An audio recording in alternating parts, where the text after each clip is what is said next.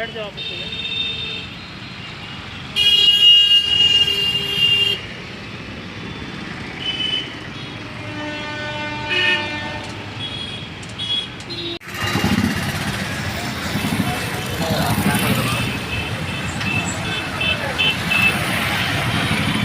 चलिए गुरुजी, तब नमस्कार।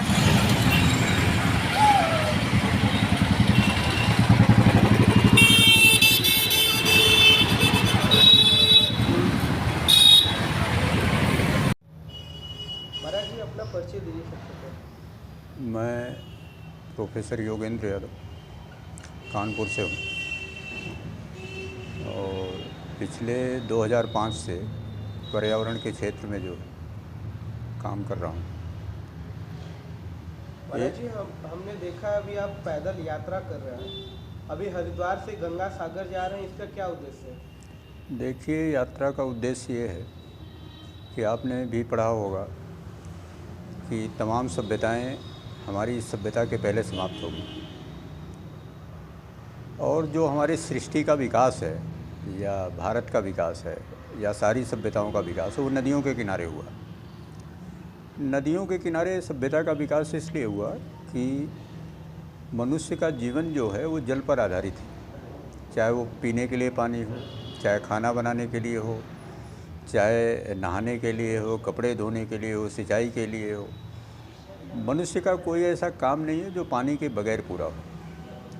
इसलिए लोग नदियों के किनारे बसे और उनकी ज़रूरत जो पानी की थी वो पूरी होती है।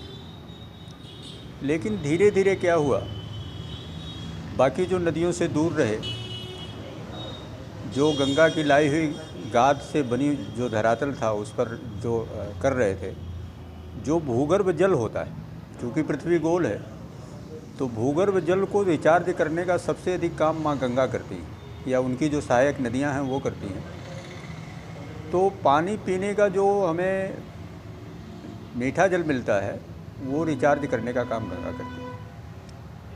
अब गंगा धीरे धीरे क्या हो रहा है, उथली हो रही है, इसलिए उनकी रिचार्ज करने की शक्ति भी कम हो रही है।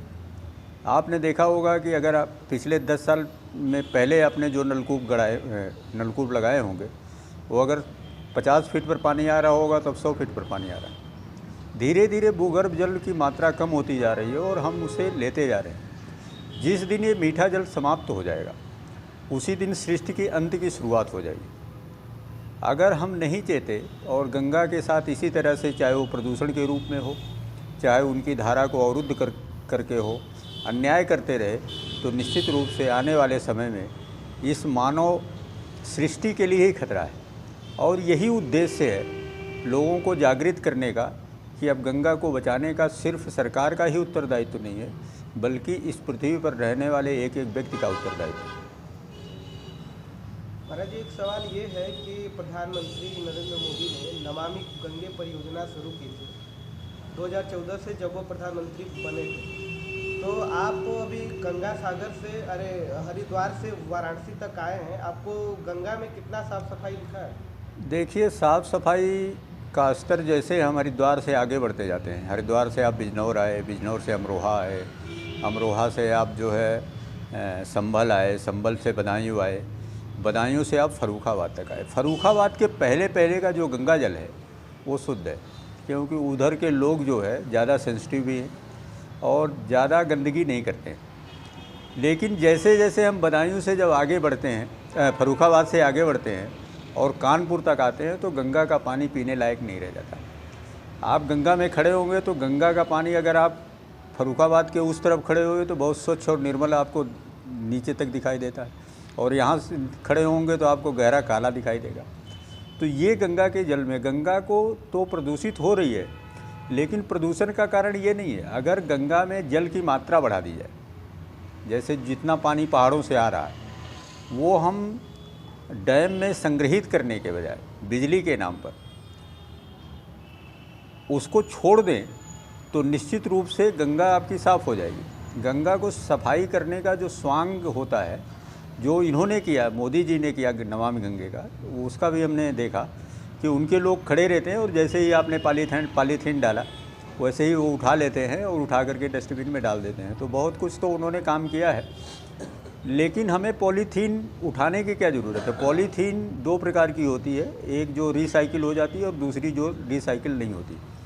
जो हम गंगा पूजन के लिए फूल पत्ती, अगरबत्ती, माचिस, धूप बत्ती ले जाते हैं, वो ऐसी पॉलीथीन में ले जाते हैं जो रिसाइकिल नहीं होती, और पूजा करने के बाद उसको वहीं छोड़ देते हैं।